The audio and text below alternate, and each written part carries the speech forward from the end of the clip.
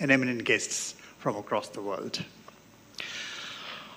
Speakers and delegates, the first quarter of the 21st century will probably go down in history as an interregnum, a period caught in the crosshairs of a transition, a time of questioning, of upheaval and discord. And in this churn, we find ourselves in a divided world, a world cleft in two hemispheres, each scared and haunted by the shadow of the other. Many today actually despair over the return of another dark age. The parallels are many. First, the Black Death came calling in 2020. The prosperous fenced themselves in. Now we see wars proliferate across the face of the globe, break out into conflicts, constrained by no rules or conventions. Nations struggle to guard borders, while others flee to escape the horrors of conflict. New instruments of war that cut off access to finance, food, energy, information are deployed at scale. Yet, these are not the dark ages. The digital age actually is not a dark age. It is no descent into darkness. If anything, it is a case of being blinded by too much light, being rendered sightless in the hypnotic glare of our sleepless screens day and night. Hypersaturated and hyperstimulated, our ability to discriminate between is completely confounded. We can't tell between what is true and what is fake. Disinformation today spreads faster, deeper, and far wider than the truth can run.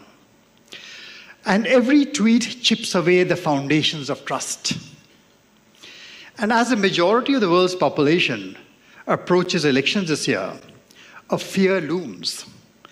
Can democracies endure attacks from ideological opponents on the one hand, and algorithms designed to deceive on the other?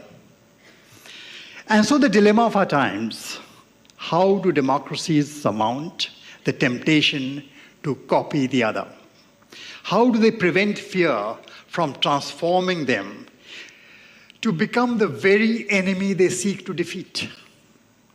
Because if they were to lose the sense of what is to be democracy, who would have won and who would have lost? So this was how Chaturanga came and became the central idea for Raisina 2024. That board game of war, of moves and counter moves spreading across all domains. One version about the origin of Chaturanga claims that the game was devised by Queen Mandodari, the consort wife of the demon king Ravana. Now, this pious and God-fearing woman hoped that this game would distract her war-mongering lord away from real conflict by immersing him in a virtual board game. Today, actually, as the virtual acquires ever greater power over the real, the situation is actually inverted. It is time to wonder, which is the real war? Is it the one where innocent lives are lost as collateral damage to algorithms run on not so intelligent machines? Or is it the one curated for our screens to sway us, to numb us, and to make our minds the products of conflict? But in the midst of all this, let me tell you, Chaturanga has another meaning. It stands for a genre of music. A musical composition, which is a 360-degree melodious performance in 4 parts, spun out spontaneously in real time by a group of artists responding to each other. Responding to make their notes, their words, their meaning, and their rhythm meld into one harmonious whole. That is Chaturanga. So too, in the spirit of that music, in another corner of the world, 2023, the year also emerged as the year for forging a consensus within the global south, as well as across the north and the south. And as we convene this 9th edition of Raisina, we aspire to build upon India's G20 legacy of fostering consensus and devising solutions. And in this, we are delighted this year to welcome Excellency Kyriakos Mitsotakis, the Prime Minister of Greece. Welcome, sir.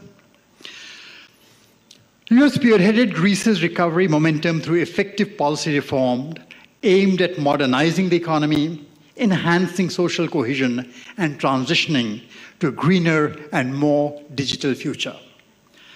Your presence at this forum symbolizes the deep linkages between the people of our two nations, a relationship that has existed since times immemorial between a land proud of its democratic heritage and a land renowned for its pluralistic traditions.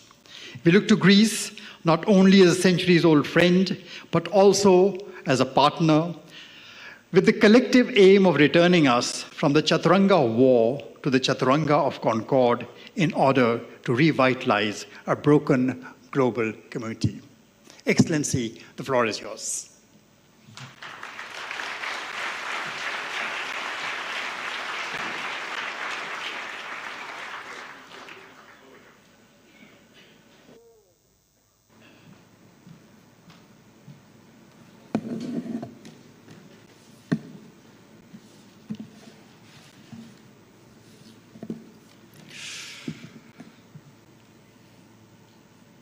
Prime Minister Modi, the Minister of External Affairs, dear Chairman of the Observer Research Foundation, Excellencies, distinguished guests, ladies and gentlemen, thank you first of all for this very warm welcome. And it is an honor and a privilege to be here today with you at this 9th edition of the Raisina Dialogue. And if I may be allowed to say, you have transformed this event from a regional into a global public square for dialogue and exchange of ideas. Congratulations. And let me start by saying that today is a moment to both reflect upon and celebrate the strength of the partnership between our two great nations, between India and Greece. A partnership bound by economic, cultural, philosophical ties stretching back millennia. A partnership between two allies, two countries that share similar values. A partnership that today binds us closer than ever before. But above else, a partnership between the world's oldest democracy and the world's largest democracy. And it is to democracy that I turn first. Ladies and gentlemen, as was pointed out in the introduction by the chairman, 2024 is a year of striking geopolitical importance. Not least because this year, half of the world's population will go to the polls in as many as 64 countries, and of course, the European Union, to choose the democratic representatives who will shape the destinies of their people, but also the future of the world for the foreseeable future. And the sheer scale of this global exercise in democratic self-governance is incredible. It's also a testament to the lasting power of democracy. And elections here in India, as I had an opportunity to discuss with Prime Minister Modi, this vast, thriving, giant nation of 1.4 billion people, elections here in India convincingly challenge any flawed notion that significant scale is a barrier to democracy. You are an example to the world. An example which should be celebrated. A demonstration of how democracy can deliver stronger economic growth. This has been your record for a decade now.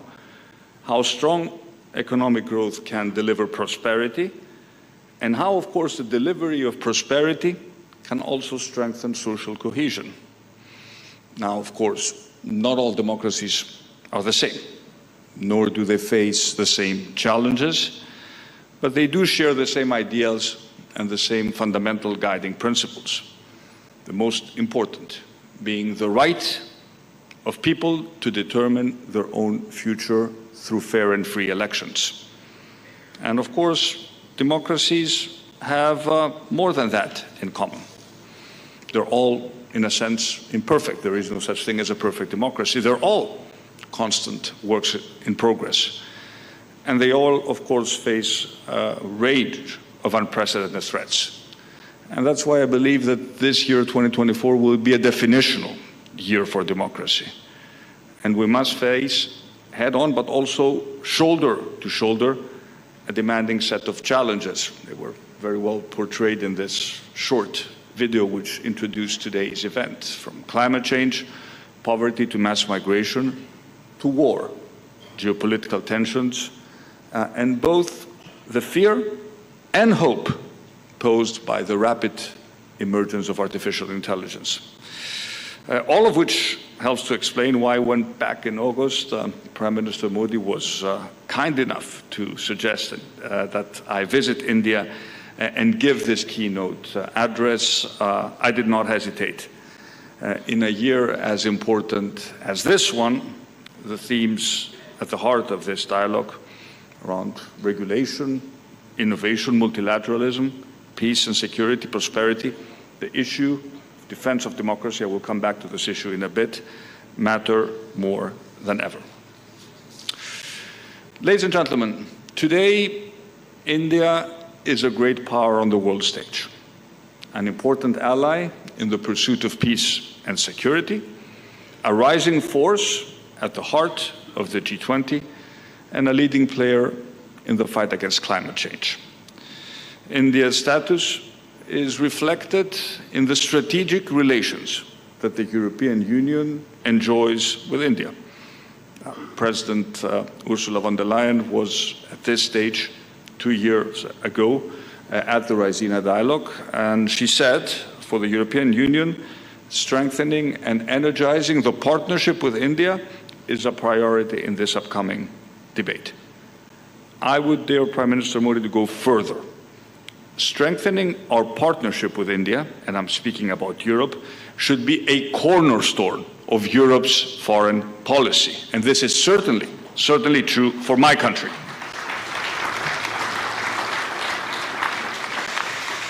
We have made good progress over the past years towards achieving that goal, but we have much further to go. And Greece has an important role in this endeavor. And as I told the Prime Minister during his recent visit to Athens, I should point out the first by an Indian Prime Minister since 1983, we are at a unique moment of mutually beneficial opportunity. One in which Greece, given its geographic, cultural, and strategic proximity, can act as an interlocutor between India and Europe, and I would dare to go even wider lens, between the global north and the global south, and indeed between the east and the west. Since ancient times, Greece's position at a physical and cultural crossroads means that it has always been a corridor for exchange in goods, in knowledge, and in wisdom.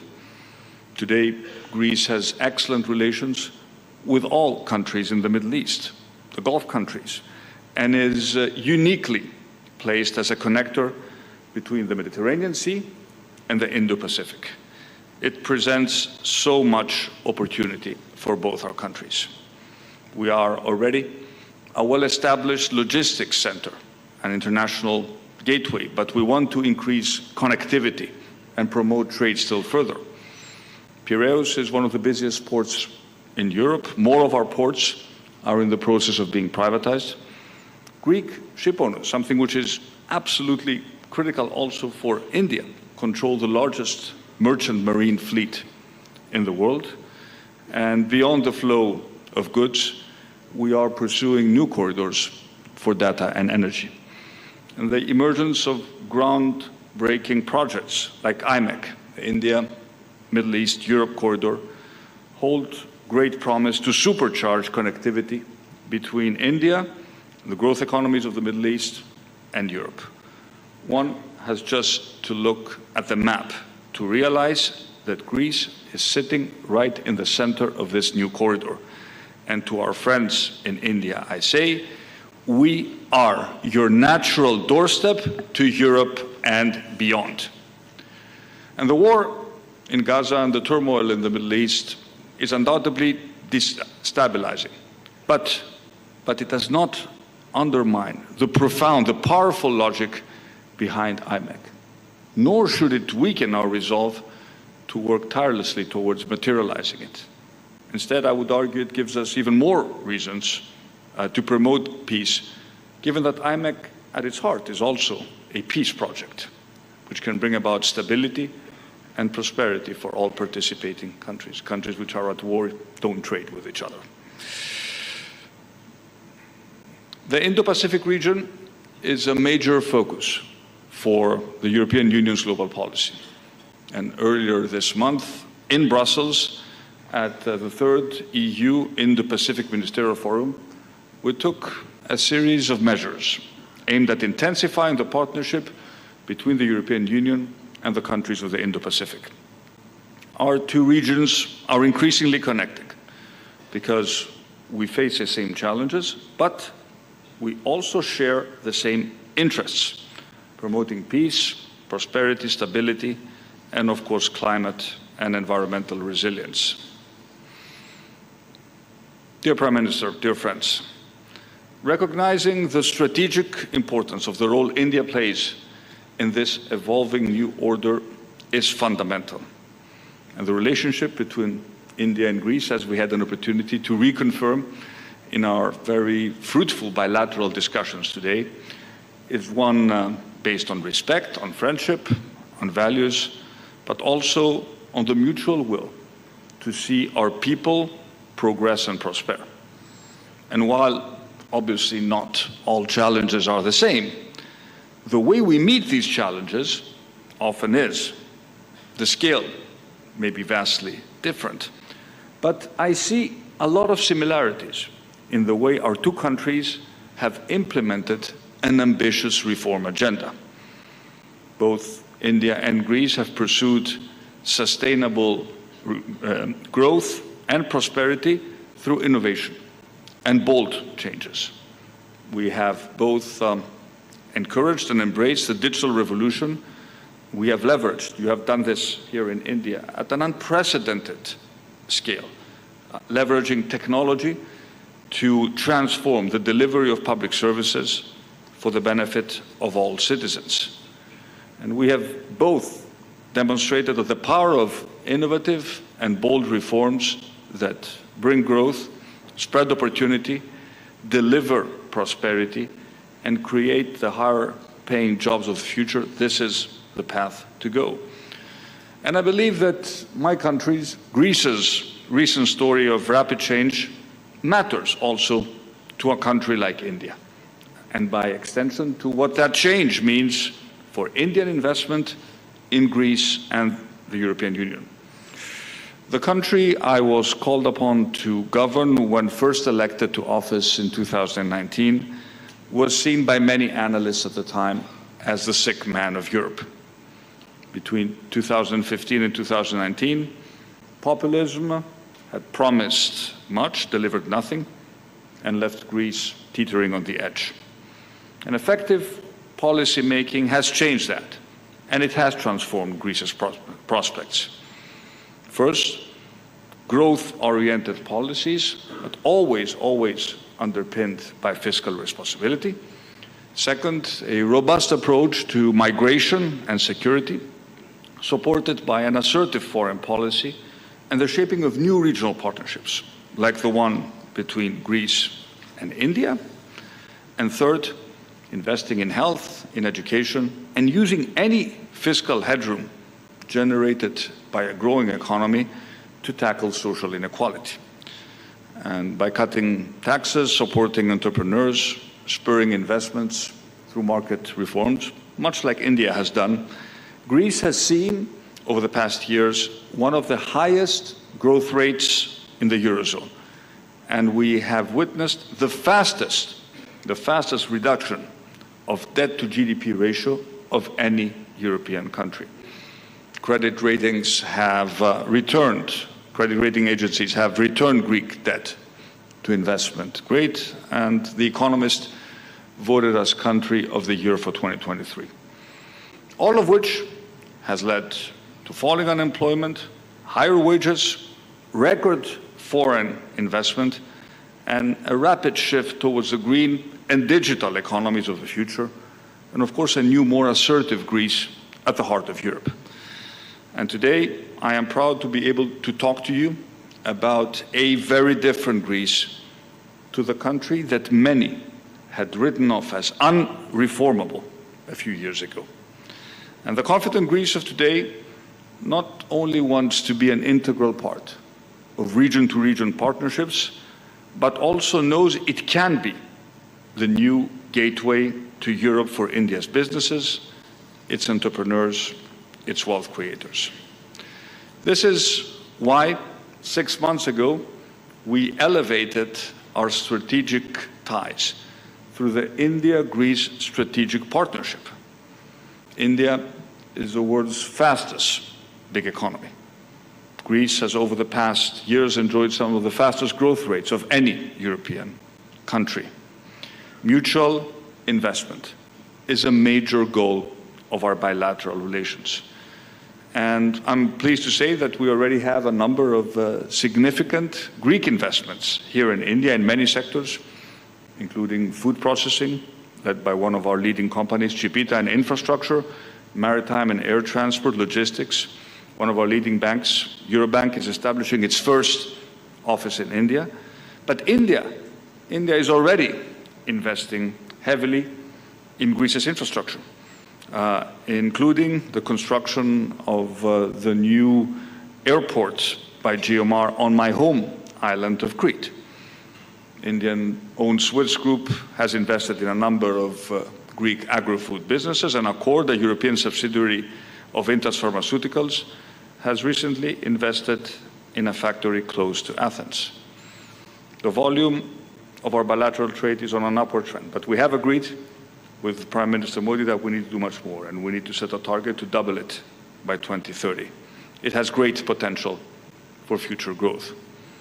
In tourism, we have only scrapped the surface of what we can do together as a new emerging Indian middle class will start to travel and discover the world. What better natural destination than Greece, given the cultural affinities between our two people? So I do believe that we can do much more, which is why the business delegation, the business leaders who have accompanied me to Greece, include nearly 100 leaders of some of Greece's biggest companies, but also for some of its most dynamic and fastest growing small and medium-sized enterprises. And from Delhi, I will be traveling tomorrow to Mumbai, and my delegation will continue to Bangalore with a simple message. Greece is growing like never before, and to Indian businesses, we say, please join us on that journey. Ladies and gentlemen, I touched a little earlier on the growing importance of the role of India on the international stage. It is the leading democracy in the global south. And Prime Minister of the world is looking to you like never before when it comes to shaping the direction of the global debate and addressing the great challenges that we face. India is now often regarded, and rightly so, as a consensus builder and as a voice of reason in an increasingly polarized world. And we too often forget that the raison d'etre, the real reason why the international system was created in the first place, was simple, because nations large and small recognized that their true interest lay ultimately not in antagonism and in conflict, but in partnership and cooperation. And we cannot afford to overlook the cost of conflict and the human tragedy and suffering it unleashes. And this 9th edition of the Raisina dialogue is taking place at a time of heightened geopolitical tensions, a protracted war in Ukraine, new conflict in the Middle East, where the violence that has erupted goes beyond the direst predictions. There's a horrifying death toll of civilians. There's a risk of regional destabilization. There's no clear path at the moment, at least, to a sustainable de-escalation. As for the war in Ukraine, the unthinkable has happened. A war in the European heartland. It is still raging on with devastating consequences. 2 years, almost to the date, since Russia attacked Ukraine. And I understand that countries that belong to the global south see this frequently as a European war.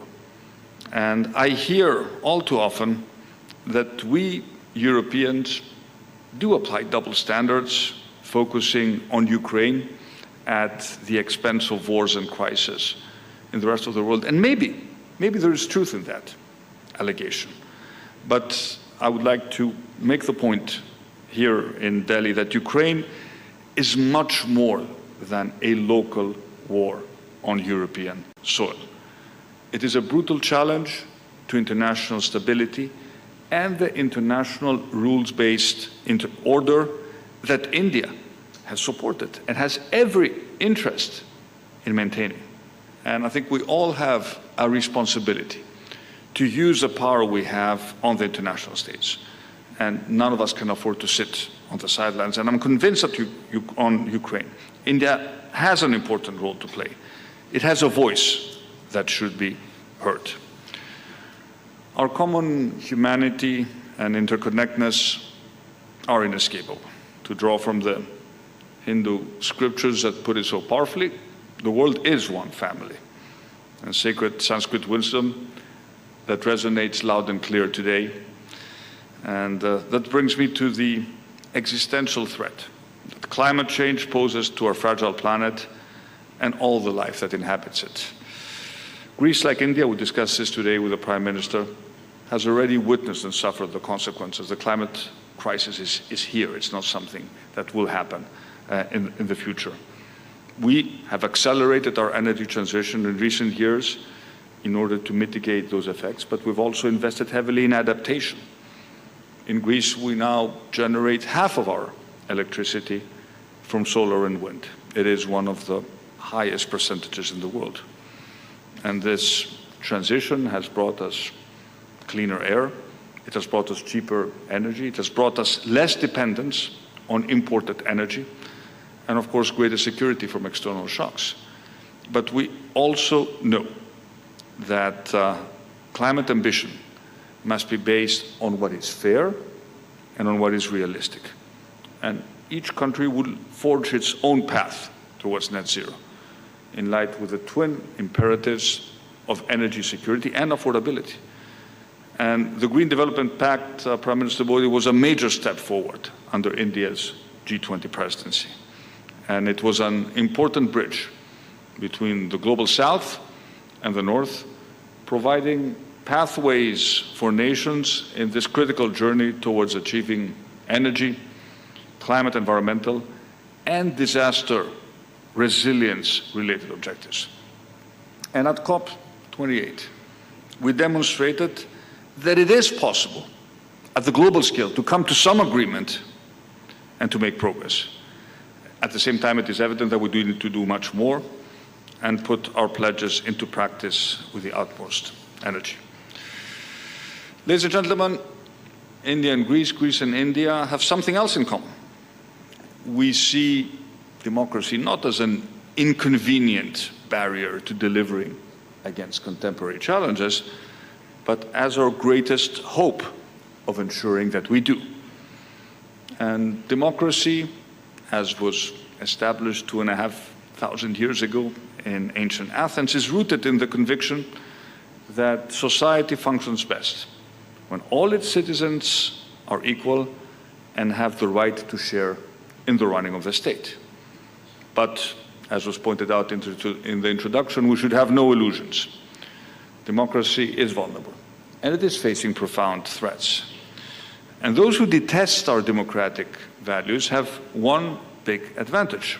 They are not bound by those values.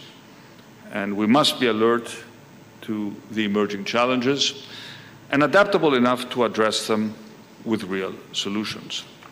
We must, if necessary, own up to our own mistakes. But above all, we must listen to each other with mutual respect, without preaching or exhibiting any sense of moral superiority. But no matter how disparate beliefs and ideologies are in any given society, we need to be able to rely on some basic truths and agree on the facts that at the end of the day shape any democratic discourse. And we know that democracy can work best only if all our citizens have the information they need to make informed decisions at the ballot box. And our technological advances, profound as they may be, AI, social media, the internet itself, need to be tools to facilitate the propagation of information. They must not be weapons against reality. And it is now undeniable that artificial intelligence presents a powerful tool for deceptive use at the hands of malicious actors who wish to disrupt democratic elections. And no democratic nation, large or small, is immune to this threat. Government regulation is frequently necessary. I'm very glad that the European Union has already agreed on what we call the Artificial Intelligence Act, the first ever legal framework regulating artificial intelligence. But also the technology sectors, as the producers of AI, need to exercise the utmost responsibility, and this is true for all global technology companies. And it is good that we're starting to work on this. I was able to witness it firsthand at the Munich Security Conference last week. There are some of the leading companies of the sector signed an accord to combat deceptive use of artificial intelligence in the 2024 elections. And all these are good steps, but it is clear that it is just the beginning. In the coming years, we will need to do more in order to protect democracy from the many threats that will be launched against it, perhaps already in this very crucial election year. And today, democracy, and that is why this gathering is so important, is about essentially outsmarting those who seek to bend and misshape the rule of democratic discourse in their favor.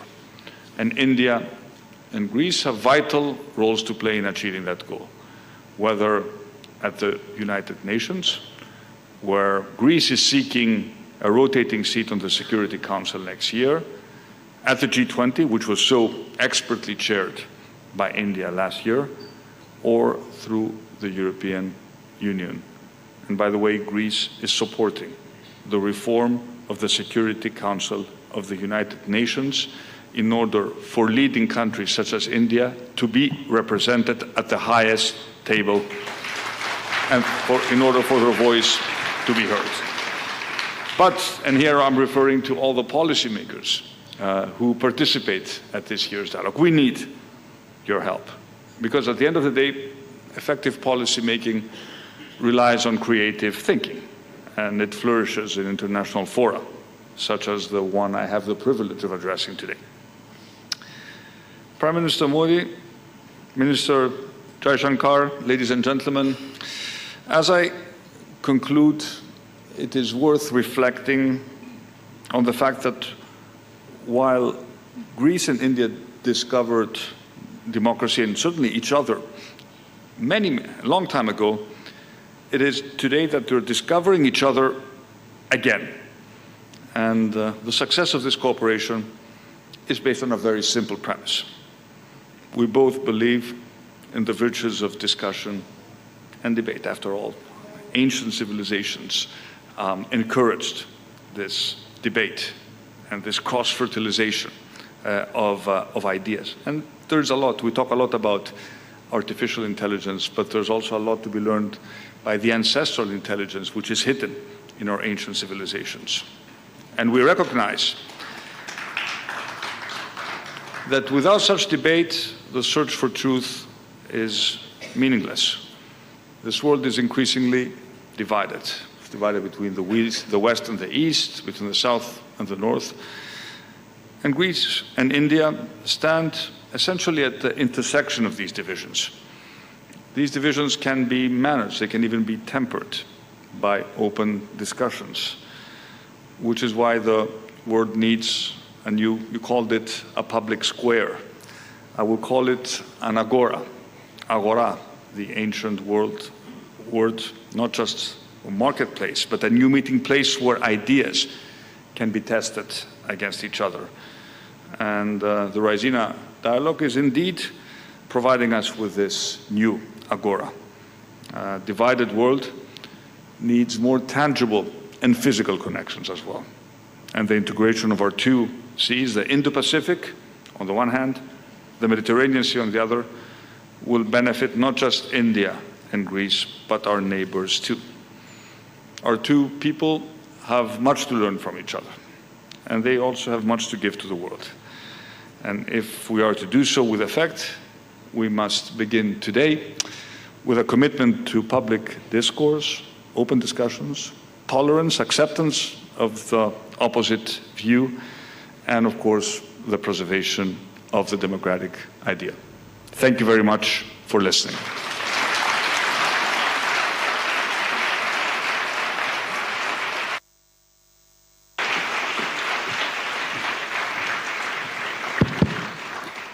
Thank you, Honorable Prime Minister, for that wonderful address.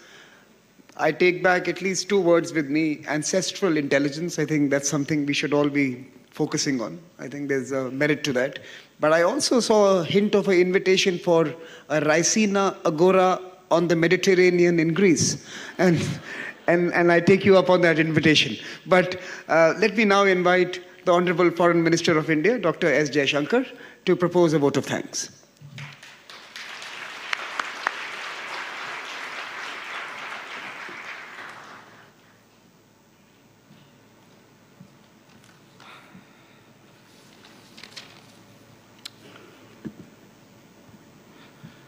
Prime Minister Narendra Modi ji, Prime Minister Mitsotakis, Excellencies, dear friends.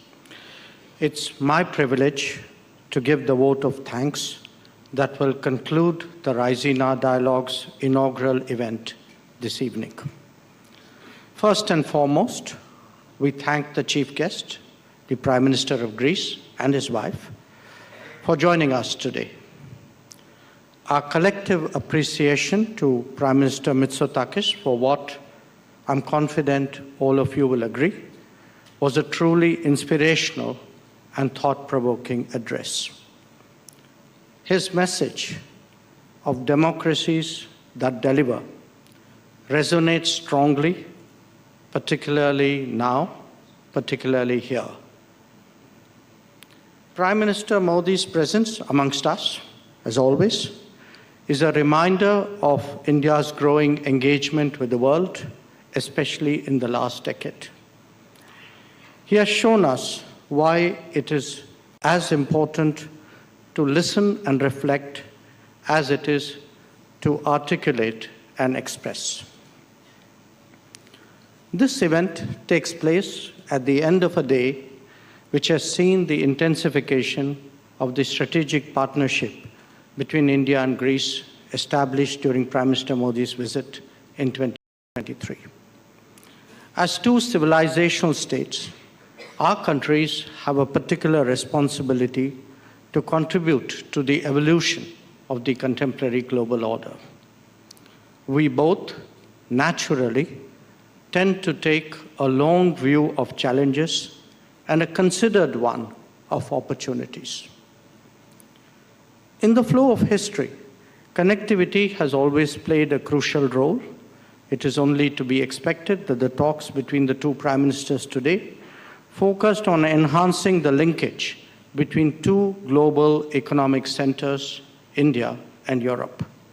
The IMEC corridor, as Prime Minister Mitsotakis pointed out, holds particular importance in this regard. As India deepens its footprint abroad, Greece has emerged as a favorable destination. Our pharmaceutical industry, our agro-business and aviation are already established there. And the Prime Minister in his address mentioned growing Greek investment and interest in India. We expect that a mobility agreement will bring us even closer. Raisina is good for business as well. Ladies and gentlemen, India's growing interest in the Mediterranean region is an important facet of our steady rise. The India-Greece partnership can surely serve as an anchor. Raisina dialogue, as a made-in-India version of a global public square, has become what it is due to all of you. I thank you all for that. Please keep coming. Please keep talking. Please keep contributing. To Team Raisina and Team MEA, a special word of acknowledgement and encouragement. You have made all this possible. Please remain ambitious and keep challenging yourself even as you challenge others. Finally, let me recognize the Raisina Chronicles as we near the first decade. It captures what we have achieved, but more importantly, indicates the promise ahead. Once again, thank you all and a very good evening.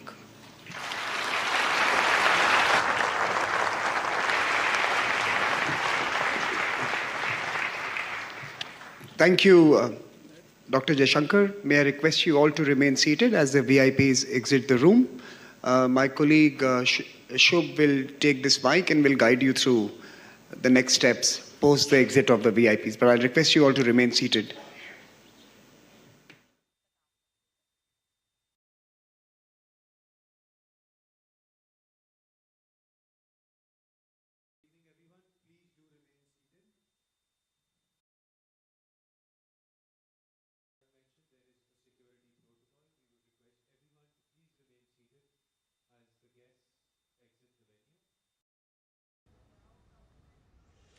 तो आप देख रहे थे सीधा प्रसारण नवे Raisina dialogue के उद्घाटन संस्करण का और ग्रीस के प्रधान